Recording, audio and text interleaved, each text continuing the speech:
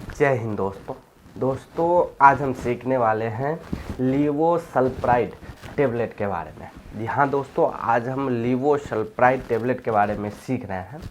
यह जो टेबलेट है यह आपको सामान्यतः टेबलेट फॉर्मेट में और इसके अलावा यह आपको च्यूएबल फॉर्मेट में भी प्रयोग में लिया जाता है। तो आज हम दोनों फॉर्मेट के बारे में सीख रहे हैं। यह जो लीवोसल्प्राइड है यह आपका सिंगल सॉल्ट और साथ ही साथ कोई और ड्रग जैसे कि पेंटाप्राजोल, रेबेप्राजोल के साथ भी कंपोजिशन में मिल जाती है। बट इससे पहले मैंने पेंटाप्राजोल के साथ जो लीवोसल्प्राइड आती है कंपोजिशन में, उसके बारे में ऑलरेडी वीडियो बना रखा है। यदि आप उस वीडियो को देखना चाहते हैं तो आप हमारे प्लेलिस्ट सेक्शन से देख सकते हैं। बट आज हम सिर्फ और सिर्फ लीवोसल्प्राइड टेबलेट के बारे में सीख रहे हैं। यह जो लीवोसल्प्राइड है यह आपको 25 मिलीग्राम साथ ही साथ 75 मिलीग्राम के साथ आपको टेबलेट फॉर्मेट में मिल जाती है।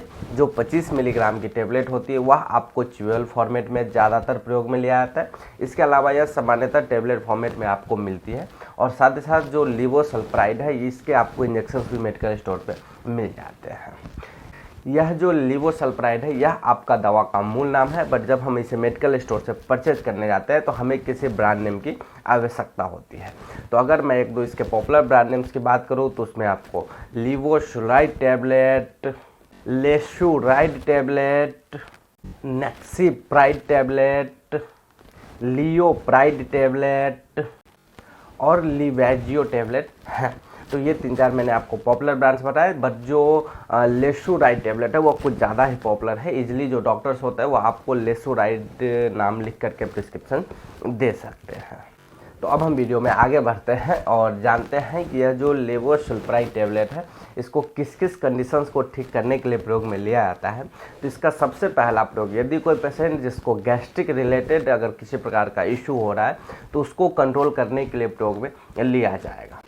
गैस्ट्रिक प्रॉब्लम्स लाइक अगर पेशेंट को नोजिया, वोमिटिंग, साथ ही साथ इंडिगेशंस, हार्ट बर्न, सीने में जलन वगैरह की इशू हो रही है तो उन कंडीशंस को कंट्रोल करने के लिए प्रयोग में लिया जाता है। इसके अलावा इसका प्रयोग आपको GERD मतलब गैस्ट्रो इसोफेगस रिफ्लक्स डिजीज जो होती है उसको भी प्रिवेंट करने के लिए प्रयोग में लिया जाता है। क्योंकि जो GERD की समस्या होती है उसमें जब पेशेंट होता है उसमें जो उसके खाने के पार्टिकल्स है वह पेट के माध्यम से जो मुंह में उसके खाने के पार्टिकल्स बार बार आते रहते हैं, जिस वजह से उसको गले में जलन होती है, साथ साथ खट्टी ढकारें आती रहती है। तो उन कंडीशंस को भी कंट्रोल करने के लिए प्रयोग में लिया जाता है। इसके अलावा इसका प्रयोग आपको इंडाइजेशन, साथ ही साथ अगर एसिड का रिफ्लक्स हो रहा है व्यक्ति के स्टमक में तो उसको भी कंट्रोल करने के लिए प्रयोग में लिया जाता है। साथ ही साथ अगर टू मच मतलब बहुत ही ज़्यादा अगर एसिड का प्रोडक्शन हो रहा है उस वजह से पेशेंट को बहुत ही ज़्यादा दिक्कत का सामना करना पड़ रहा है तो उसे भी कंट्रोल करने के लिए प्रयोग में लिया जाएगा। तो सामान्यतः अगर हम इसे समझें तो इसका प्रयोग आपको पेट से जुड़ी जो समस्याएं हैं जैसे गैस बनना, खट्टी ढकारे, इंडाइजेशन, सीने में जलन, उल्टी वगैरह, इस सब को कंट्रोल करने के लिए इसे प्रयोग में लिया जाता है। और इन कंडीशंस में इसके बहुत ही बेहतरीन रिजल्ट देखने को मिलते हैं।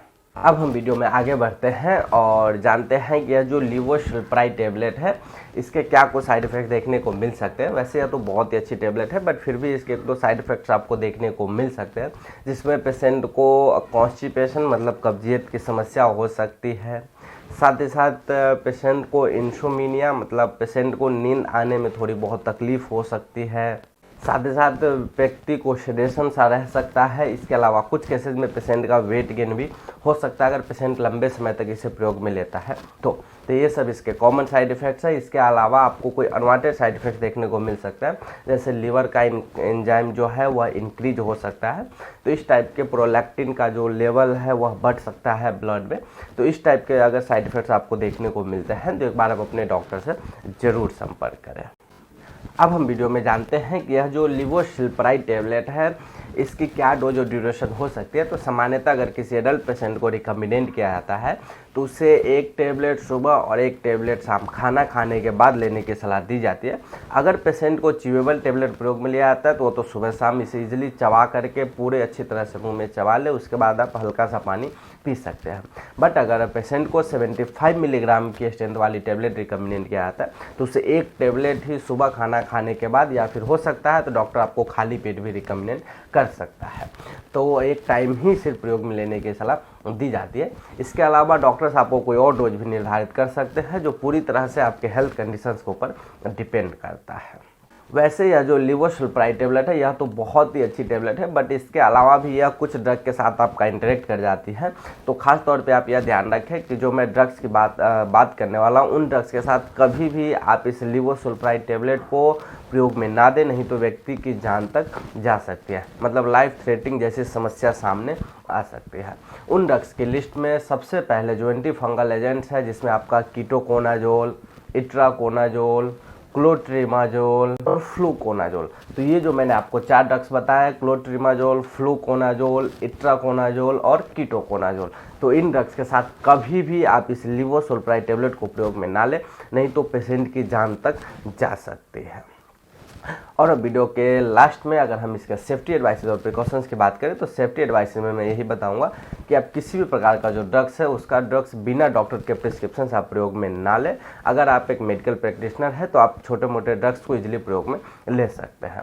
साथ ही साथ जो ड्रग्स किसी और ड्रग्स के साथ इंटरेक्ट कर सकते हैं उन ड्रग्स का प्रयोग कभी भी, अगर आपको नॉलेज नहीं है उन ड्रग्स के बारे में, तो कभी भी आप उस ड्रग्स को OTC के रूप में किसी भी पेशेंट को प्रयोग में ना दें। तो आई होप दोस्तों मैंने आपको संपूर्ण जानकारी दिया हो इस लिवोसल्प्राइड टेबलेट के बारे में। तो मिलता हूँ अब आपसे अगले वीडियो में किसी अगले टॉपिक के साथ।